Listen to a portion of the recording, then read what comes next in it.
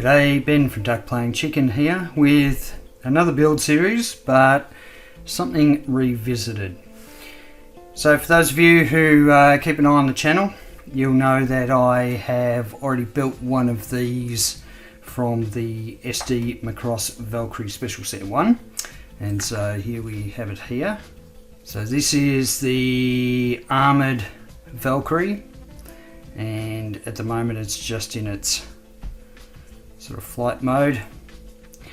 And what I wanted to do was get the other three in the series built up, but I didn't want to just repeat what I've already done. So I'm looking at sharing with you some of the experiences that I've had and the lessons learnt based on the armoured Valkyrie that I've already built.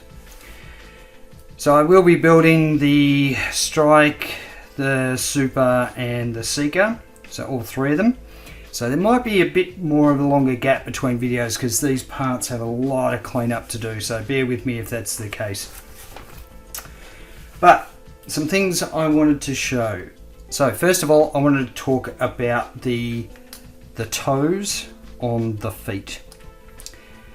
So if I hold up this one here, this is the armoured Valkyrie, and for those of you who watched that video, you'll know that I put a metal rod in there to replace the axle for this pivoting piece.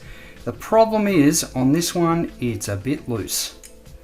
It's kind of poseable, but it won't take any weight, so it's a problem when it's standing up.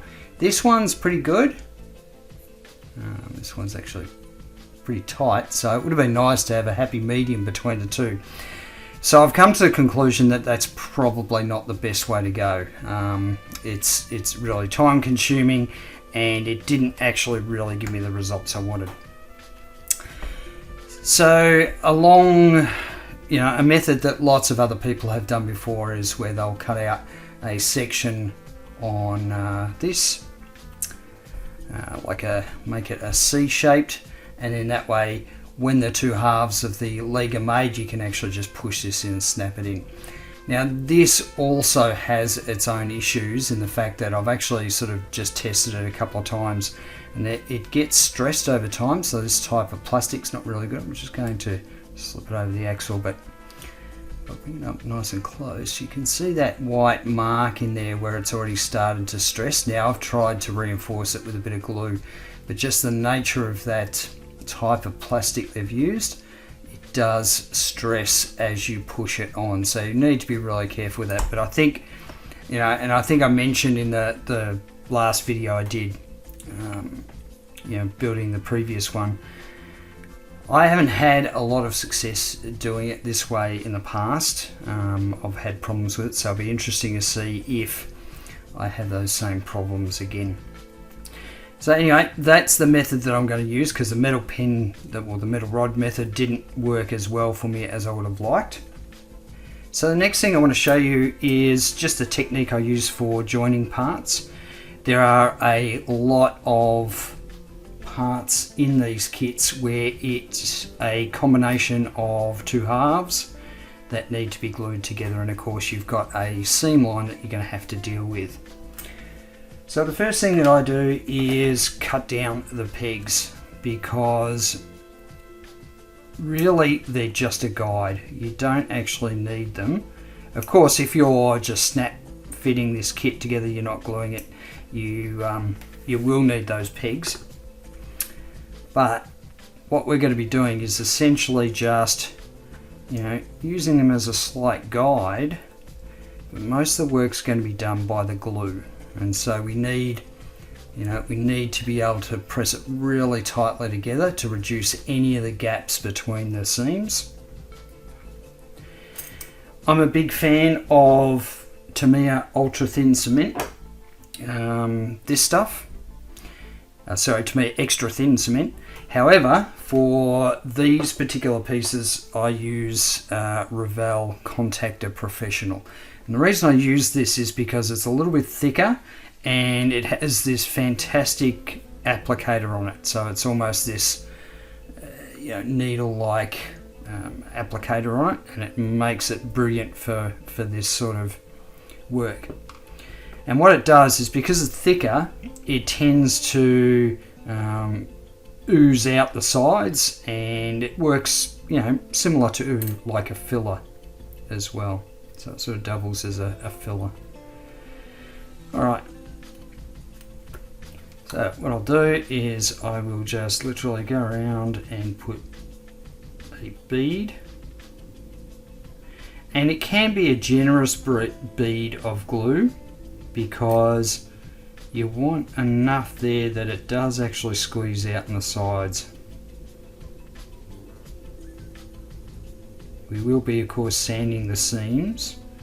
But given the age, even though this is a modern repop, it's an older kit, so the parts don't match up particularly well, and I'll show that in a minute.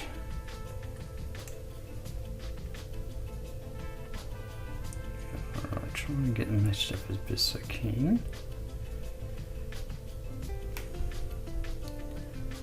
And I should have chosen a different colour, not white, but there is a bit of molten plastic sort of oozing out with the glue, and that will double as a filler.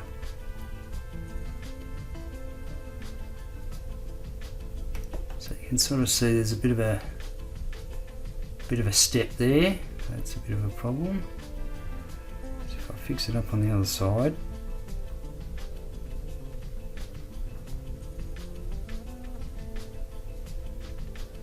like I said, it's an older kit. And we look at, this has some lines on it, some engraved lines, and they don't really match up well at all. So what will happen is when this dries, and I'm just going to clamp it together I think for now. When it dries, I'll be sanding it, and I'm actually going to remove those details. And the reason I'm going to remove those is because I don't think they're particularly important. On the larger scale kits, there's like a couple of these, I don't know what you call them, vent lines, but they're only a small detail, so I don't think they're that important to have for the SD version. So I'll basically just sand those right down and not even bother rescribing them. It's what I did on the previous one I built, and yeah, it's not even noticeable that it's not there. So I will leave that to dry, seal up properly. The next thing I wanted to talk about was the gun. So I think I only sort of mentioned in the last video about the fact that originally this would have been a firing weapon with a spring in it. And so I want to talk about the springs that I'm using. So these are the ones I used that came from AliExpress, and these aren't quite right. So the size that I've got here is 0.2 millimeters by 20 by 2.5. So the 0.2 millimeters, that's the gauge of the wire they've used, and that should probably be a little bit thicker. So I haven't, I probably should have ordered a couple of different types.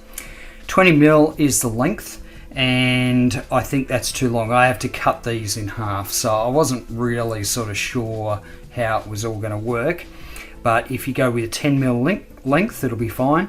And 2.5 millimeters is the diameter, the outer diameter, and that's really important because you need the spring to fit around this peg, and there's a little stop there that's going to hold that spring on. So I've already pre-cut one of these. Let me get that out. And I will say with these springs, it's not particularly powerful. The original spring I used was from a ballpoint pen, and that was actually a lot more powerful. So what I'm doing is I am just pulling the spring over the peg and making sure it hooks over the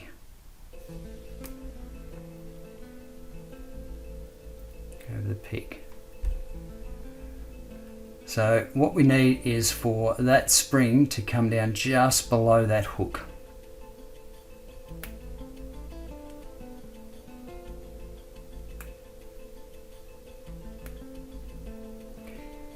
want it to be sort of fairly straight if possible. So that's the there.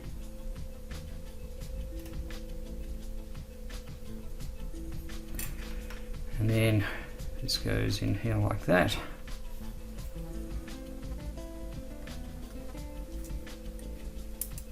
That's all sandwiches together. And there's actually another piece that goes over the end of the barrel, but at the moment I just want to sort of test it. So you want to make sure the little lever works freely, and you push it in and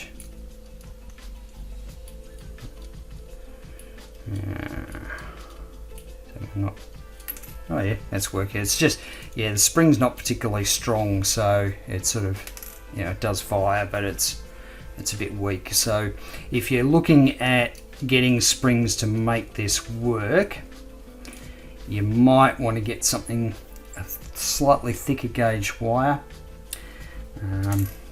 Yeah.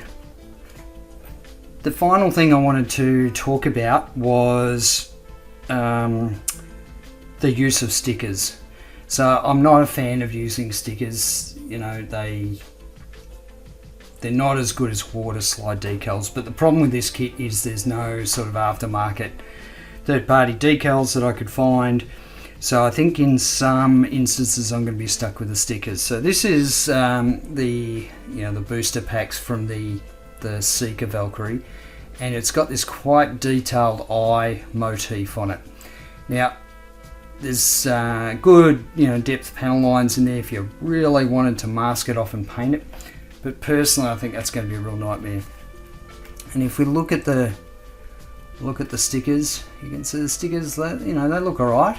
They're not terrible, but of course when I put the stickers over this, and I haven't tested them yet to see how they go with a lacquer matte varnish, because I might do a test before I do anything just to make sure it doesn't affect the stickers anyway. But what I need to do here is, if I put the sticker over, there might be a bit of an indication of the indented or the panel lines underneath. So I'm going to use Mr. Surfacer 500, and I'm essentially going to use this as like filler. So I'm going to take a small brush, and I'm literally just going to fill in the details, and then I can go in and sand it back later and just make it nice and flat. So there's other areas where this is probably going to be a bit more important. I just wanted to highlight that this is what I was actually doing. Now I am taking a risk here because I haven't tested the stickers yet, and see how they go with a matte or a gloss over the top of them. So if I sand these flat and I've filled them all, I have nothing to go by if I want to actually paint those in, or worst case scenario I'll put the stickers on last. But that's, it's literally just filling that, and I'll give that a sand afterwards. There are going to be some exceptions to the stickers that I'm going to be using. So if we have a look at the ones that have got the skull and crossbones on them, there for two of them. I actually bought some aftermarket decals.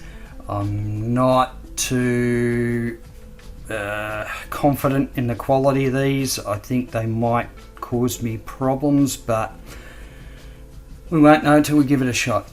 I bought these on AliExpress, and they are third party, so I can't vouch for the quality of them until I get to use them. But these were sort of the closest ones I could find, and this is another reason why I need to fill in the panel lines, because on these pieces, let's see if I can find it. So for example, on this canopy cover, you can see the skull and crossbones on there. Now these, I think I can find one of these decals that's about the right size, but it's not going to be exact. So what I need to do is fill in all those panel lines, so that when I put the decal over the top, if it doesn't match exactly what's marked here, it doesn't actually matter. So that's another reason why I'm sort of filling these these panel lines where there's going to be some sort of marking go on it. I've finished all the initial cleanup of all the parts, and I thought I'd just quickly sort of show you what the basics behind how these kits go together.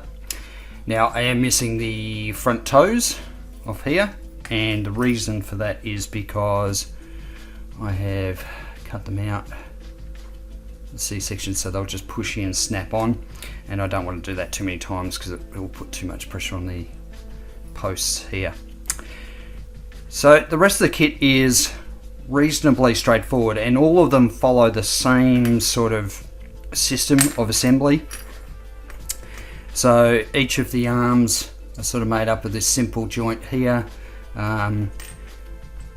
These come in two halves, and so I've had to do a lot of work and clean up of these to make sure they're smooth. They don't necessarily match perfectly, and then they'll have, you know, some accessories or something that might sort of plug on to the side of the arms like that. There's of course the weapon, which I've put the spring in and cleaned up the seams. Again, you can sort of see the shadow of the seams there. I've had to do quite a bit of cleanup on these, so I've spent many hours just doing cleanup. Now on the backpack, these booster packs, I have filled in the panel lines that show the skull and crossbones, and also on the Seeker there's an eye motif, and I've filled that in. I started off using the Mr. Hobby Surfacer, but I actually ended up using white Tamiya putty just because it did a better job of filling it. And trying to sand in this circular area is troublesome to say the least, so I'll be interested to see how well that cleans up. What I'll be doing is painting that and laying the skull and crossbones decals over that I've bought, third-party ones. So there's two sort of booster packs. They do change slightly between the different variants of the Valkyrie. Now when you've got it in the Batroid form, they all come with bigger heads because they are SD kits. And so the heads come in two halves, and again a lot of work in the cleanup. Now this one, which is the Strike, wasn't too bad because it's quite easy to get in there and sort of sand, and those seams have sort of disappeared, which is good. So if we have a look at the head for the Super variant, this eye recess area, it's really difficult to get in there and sand because of these two halves that go together. So what I've done is I've used sprue goo, which is essentially liquefied polystyrene plastic that's been dissolved in Tamiya extra thin, and I've kept this reasonably thin, and by dropping it in this recess here, it will self-level to an extent, so it just looks a lot better than having a seam sort of through the middle there. I had to do the same thing for the Elint Seeker variant.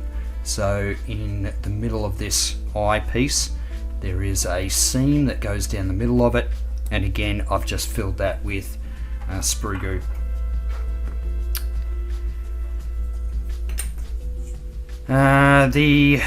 The rest of the body, and we've got these side bits on the legs, and what I might do is just pull out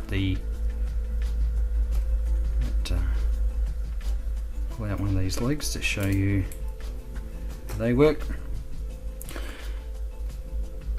So again, the legs come in two halves, a lot of seam work done. You can see sort of some remnants of some putty in there, but also there's a hollowed out piece in here which I've just filled again with sprue goo. So if you are using sprue goo for this stuff, just keep in mind it does take a long time to dry. It's not something that dries as quick as, say, Tamiya putty. So just keep that in mind. But lots of seam work in the legs, two pieces joined together, and of course the toe or the rest of the foot will, you know, clip in there. The legs also come with these extra accessory pieces. I haven't bothered magnetizing them or anything, they literally just put in there. What I have done is just trim down the post just a little bit. It makes it a little bit easier to get them in and out. I don't want to be sort of forcing stuff, you know, all over the place because it'll just scratch the paint. Alright, so looking at the main body section, we have the two wings which clip under here, and of course they fold back for the different modes. They just pop out. Now for the canopy, if anyone watched my previous video on the first one that I did, I actually magnetized the canopies and I found it didn't really work that well. So what I've ended up doing is just trimming down the posts, and so that way it'll sit in there, you know, and it's pretty easy. It's not going to fall out, but it's also pretty easy to remove, because I had all sorts of problems sort of lining it up with the magnets, so it was very time consuming. Now the rest of the main torso part I've actually glued together and assembled, and I'll paint that as a sub-assembly. The reason for that is because there's a seam that runs all the way along the middle of the cockpit, the fuselage, and so you really want to clean that up. And you know, clamping these two pieces together, it also includes the rest of this assembly here. So this whole piece here I'm going to paint all up, but you know, this was probably the easiest of the seams to clean up, because it's literally just this sort of bit around the edge of the cockpit, whereas all the rest of them are sort of two halves. And you know, especially where you've got a flat surface like this, you tend to have to do quite a bit of work to clean that up. So that was just a look at all the cleanup I've done. The next step is for me to obviously prime and start painting, which I will do in the next video. So until the next video, I will catch you later.